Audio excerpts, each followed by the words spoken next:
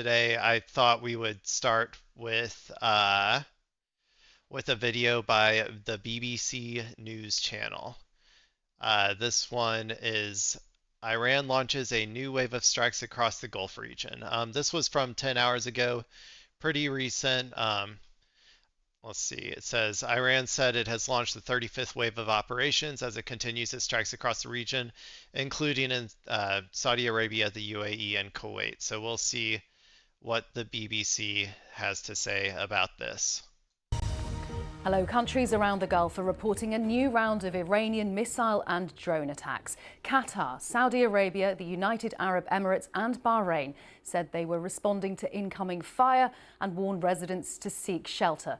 Drones have reportedly fallen near Dubai airport, injuring 4 people. She looks like she's been crying, dude. The UK Maritime Monitor. Hey, I'm right there with you. I feel it. I'm right there with you, girl. Said a cargo ship was struck in the Strait of Hormuz, starting a fire and forcing the Either she's been crying or she is blasted right now. Crew to evacuate. It comes after President Trump warned Iran over mining the strait. The US military says it's destroyed 16 Iranian mine-laying vessels near the Strait of Hormuz.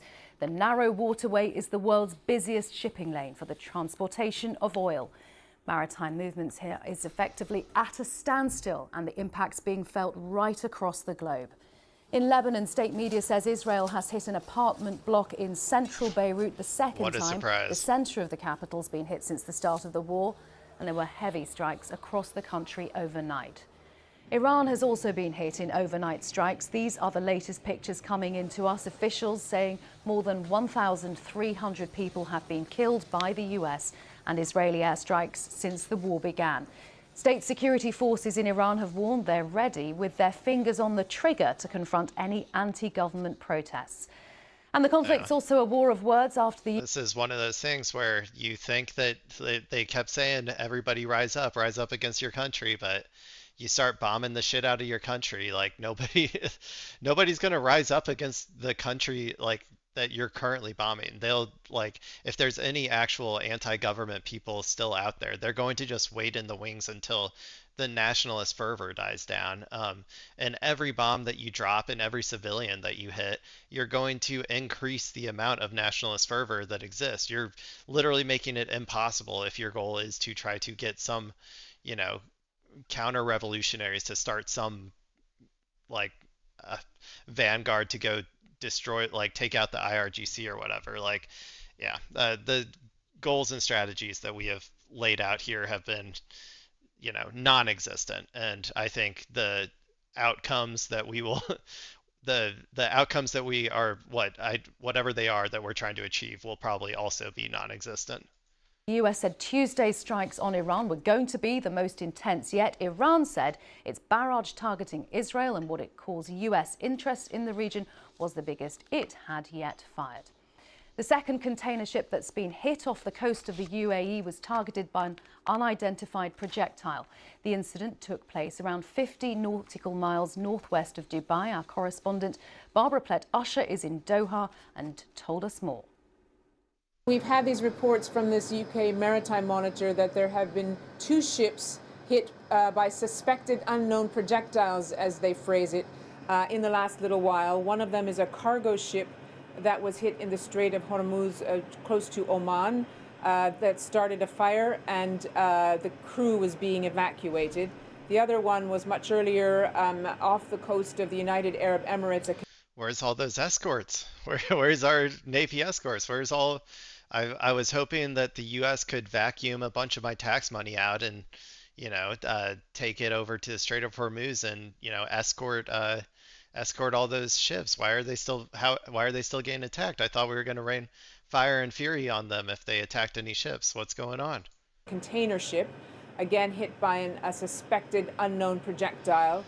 And there was some damage, but there were no injuries or casualties reported from the crew. This would probably be about the 12th such suspected Iranian attack reported since the war began in the whole... Yeah, so they clearly don't give a shit about our warnings. Like, this kind of just shows how little America's, like Trump in particular's form of like rhetoric towards the people that they're bombing really matters anymore. Like he says the same thing every time. He says, if you do this thing, we will come at you 20 times harder and you will never survive and your country will be completely destroyed. And he says that every single time to every single person. He says it to Hamas, he says it to Hezbollah, he's said it to Iran multiple times, and then every time you violate that thing, it like nothing happens. Like I mean, it's just more of the same. Like America doesn't hold all of its war crimes for some particular later date. Like what? Like these war crimes like are they're perfectly good cards to be played now in America's perspective. So they're just like I don't know. It's just like obviously nobody buys that shit. So I think America's force projection has really like kind of been destroyed with this. They're really kind of letting everybody know that we are not really that capable of achieving any strategic goals that we set at this point. Gulf area, I should say. And it is one of the main reasons why the traffic through the Strait of Hormuz has almost dried up because of the risk of going through, also because insurers aren't going to cover these costs. And you know, there's been discussion from the United States and from Europe about perhaps having a military... Oh my gosh, wait, these are missile interceptors. Oh my God, dude. Just look at everything. Yeah, no wonder nobody's trying to get through this shit. Do you see how many missiles and missile interceptors there are? What is this for one day, the 28th of February? Like what? This is like insanity. You would have to be literally crazy. And Iran is right here, by the way, for anyone who doesn't understand the geography here. Iran is directly on the north side of this choke point of the Strait of Hormuz.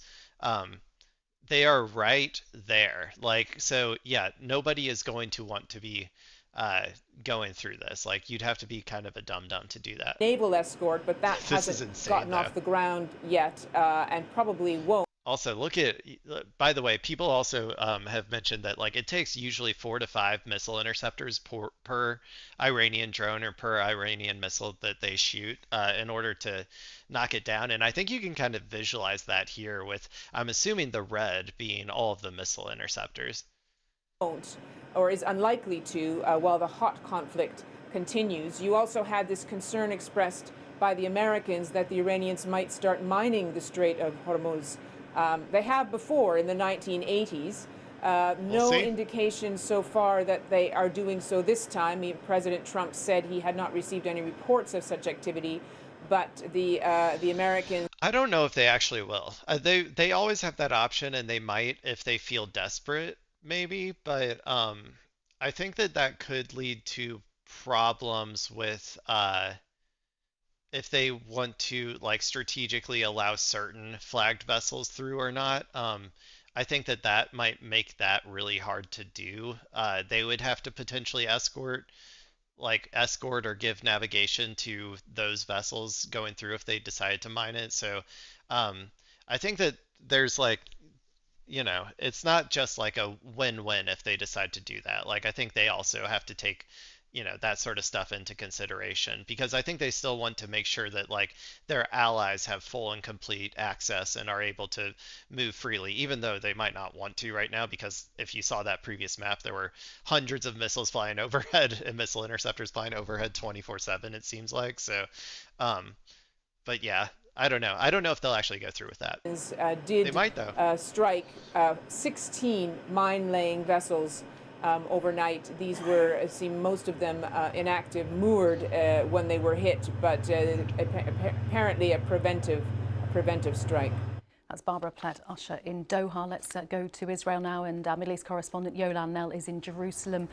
Yolan, what is Israel saying about the strikes it has been carrying out on Lebanon and Iran? Well, after a day of some of the heaviest bombardment yet on Iran yesterday, the Israeli forces and American forces working with them kept up their attacks on Tehran overnight. Explosions reported there. The Israeli military saying that it also attacked what it said were command centers for the armed forces in the west of Iran. And in general, it has been deepening the damage to the regime, it says. Millions. AKA, they're just bombing the same shit over and over again. Like they have no plan for strategic like strategic goals at this point. They're just bombing. Like it's the same. This is what happens every time with imperialists is they start bombing and then like they can't achieve the strategic victory that they were trying to, and so then they just keep bombing the same shit over and over again. Like I think I don't know. We'll probably just see more of it. They'll just keep doing as much damage as they can to civilian stuff, but as long as the Iranian people hold strong, they'll emerge victorious if they're steadfast. Millions of Israelis in the center of the country, people living in Jewish settlements in the north of the occupied West Bank. Here in Jerusalem, people were also woken up by alarms that went off repeatedly in the night to warn of incoming rockets from Iran.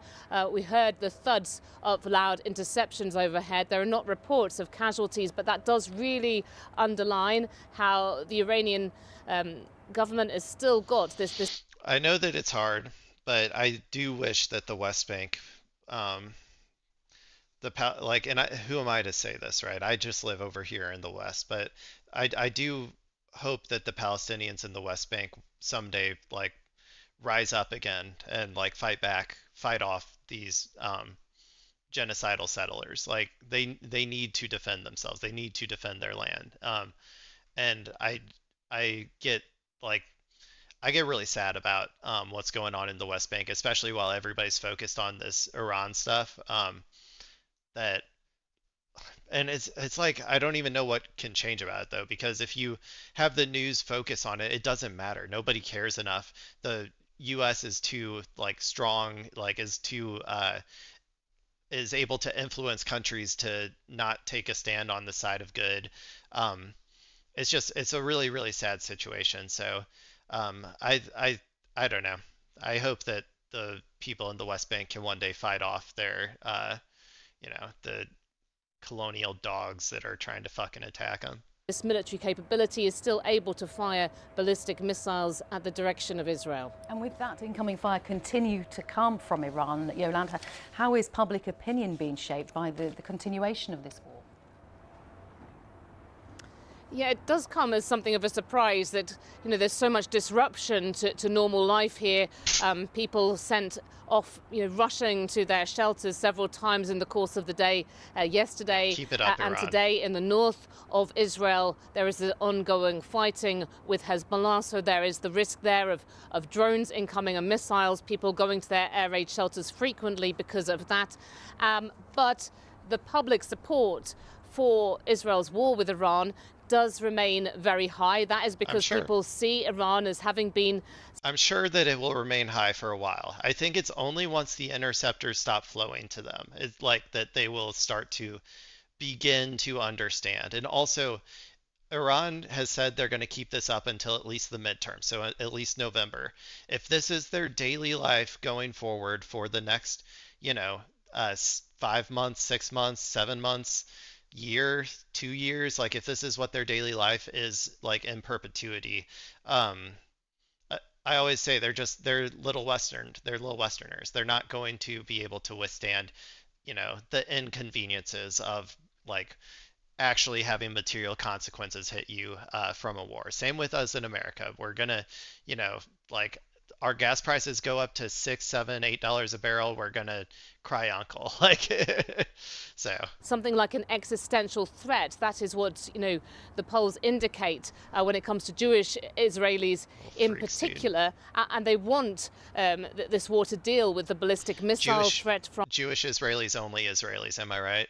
Iran, its nuclear program, and also its support for proxies around the region, in particular Hezbollah in neighbouring Lebanon. But that said, the Israeli media reporting today that while you still have these comments from the Israeli Prime Minister Benjamin Netanyahu in particular, who was posting on X late yesterday, calling on the people of Iran to overthrow their religious leadership and gain their freedom. He said, "We will pass pass the torch to you, grasp your destiny.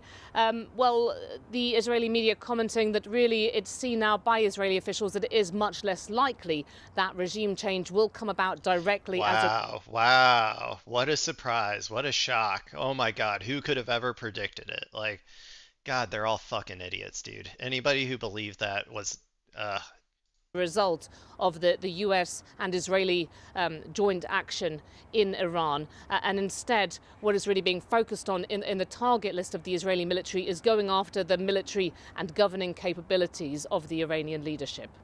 Yolande, thank you very much. Yolande now in Jerusalem. Well, from Israel to yeah, Lebanon. to what end though? To what end? Okay, they haven't outlined their strategic goals at all. I mean, it's kind of like, I guess maybe they also learned from Gaza, like if you outline strategic goals that you're trying to accomplish, then that gives you a chance that you're going to fail them. So I guess this time they're just like, oh, I don't know what we want from this. It's like if we don't say it, then they're not going to, then they can't come back in the future and be like, you didn't achieve them or whatever.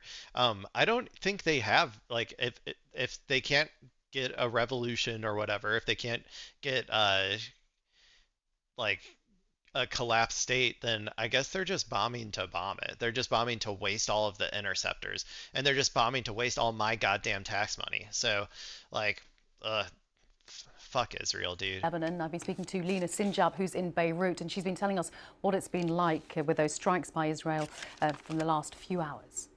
Well, I woke up in the early hours of the morning around 5 a.m. to the sound of the attack, apparently coming from a vessel because it was really loud coming here from the seaside, and then the explosion followed.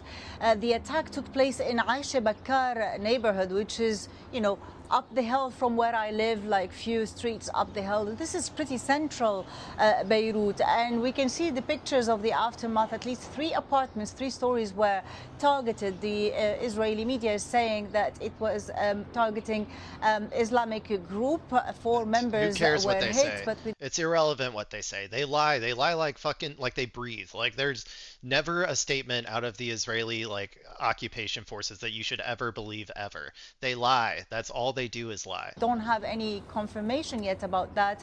But these kind of attacks in central city, in residential areas, away from Hezbollah's stronghold, are sending, waves of fear among the Lebanese. And this is the second time in a course of a week That's the an point. attack happens in central Beirut. A few days ago, also very close They're to where terrorists. They're just I live terrorists. and where I'm standing now, at the seaside, a hotel, a The Israeli army it's a terrorist entity. Okay, they're gonna try and cause as much terror as possible. 5-star hotel was hit by the seaside.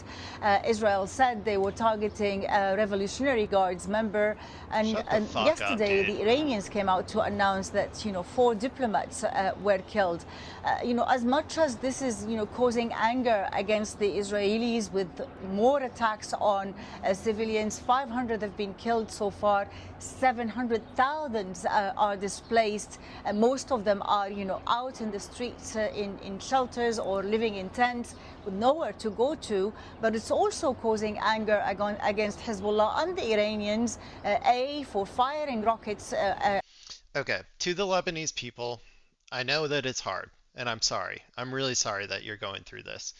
The one thing that I would like to tell you, though, is that you were probably going to get hit regardless. Whether Hezbollah decided to launch that first missile or not, they had already violated the ceasefire thousands of times.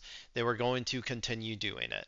Um, your options were a slow colonization or what's going on here. I know that it's hard, and I feel for you guys, and you don't have to listen to me. I'm just a stupid, white boy from the Midwest in America.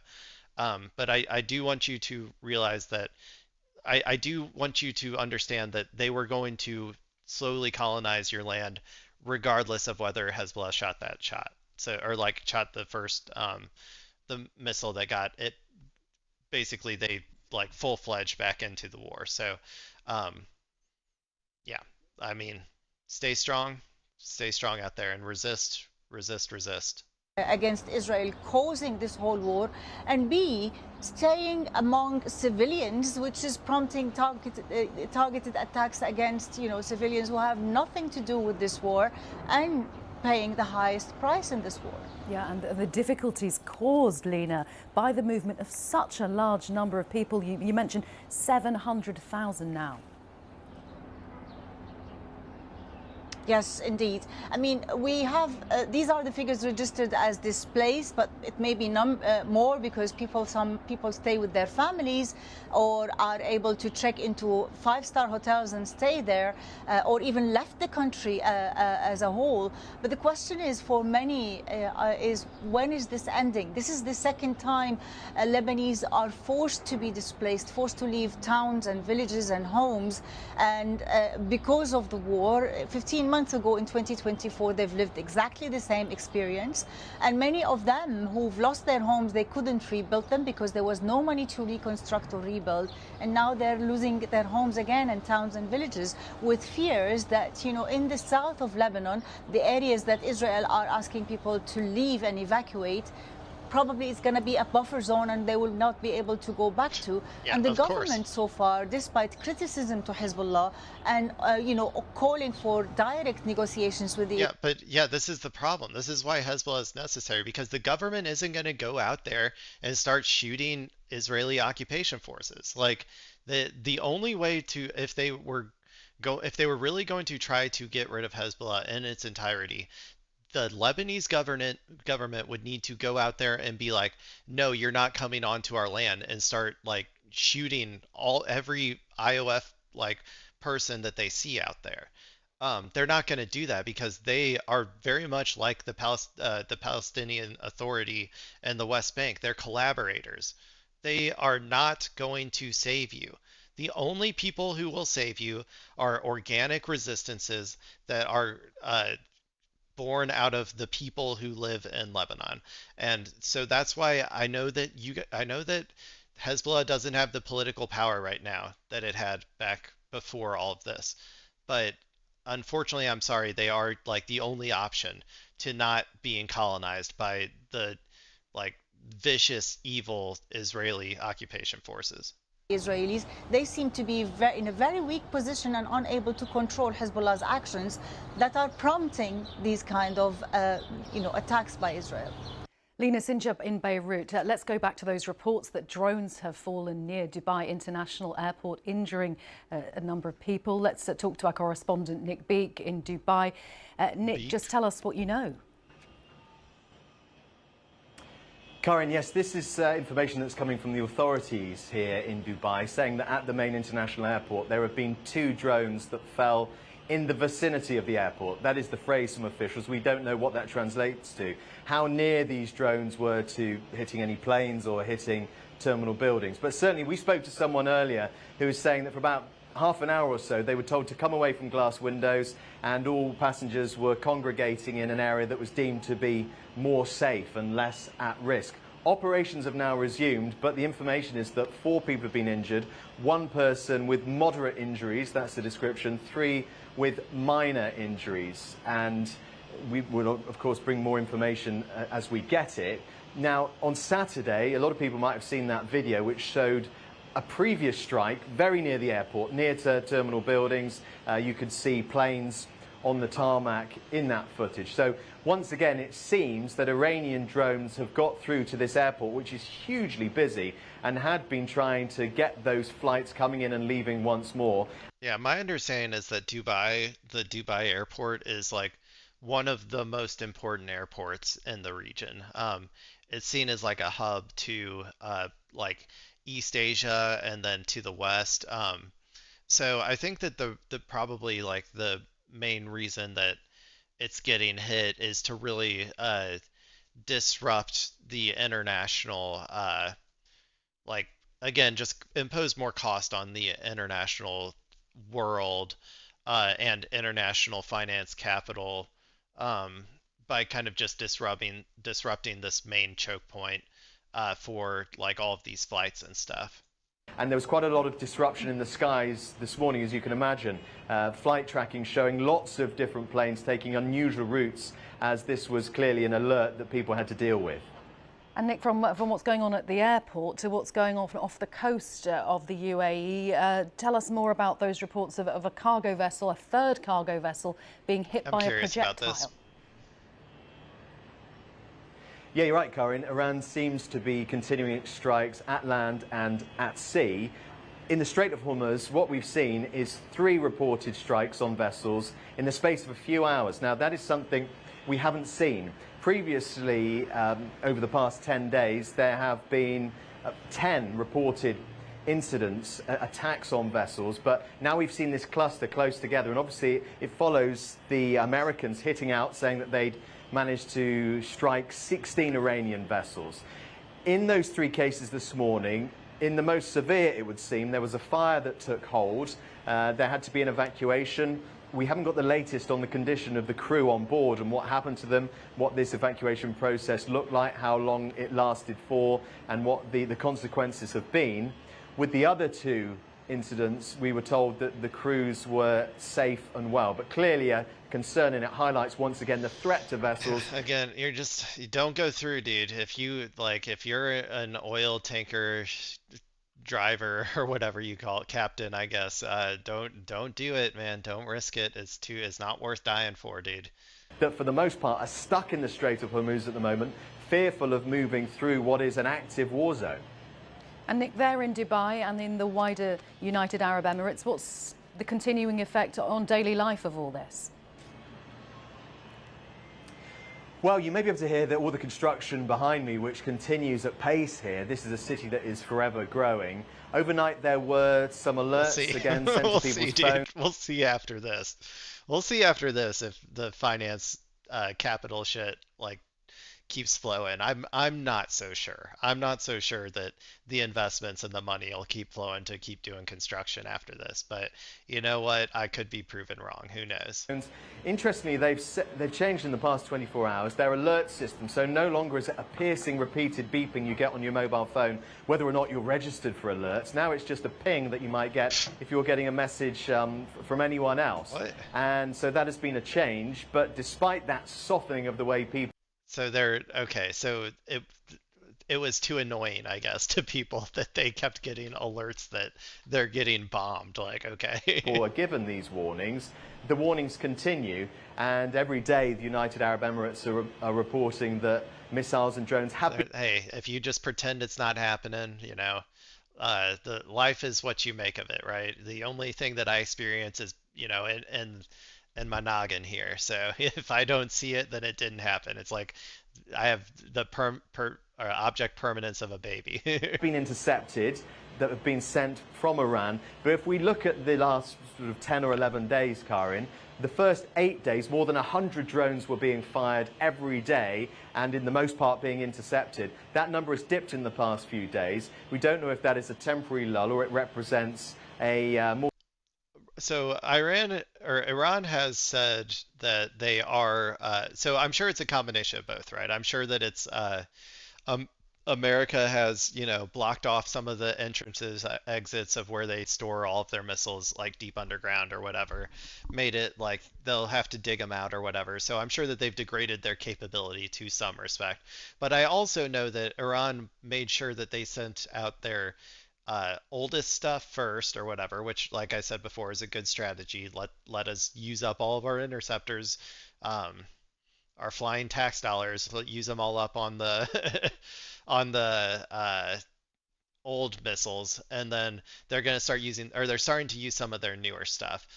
They also said that like after hitting all of their radars, or taking out a lot of the radars and stuff around the region, that they don't need to shoot as many. They don't need to shoot as many missiles at a time to get through all of the layers of defense, because there are like 5 different layers that they have to go through, and they've slowly also degraded the interceptor capabilities of America and Israel as well. So they don't think that they need to send as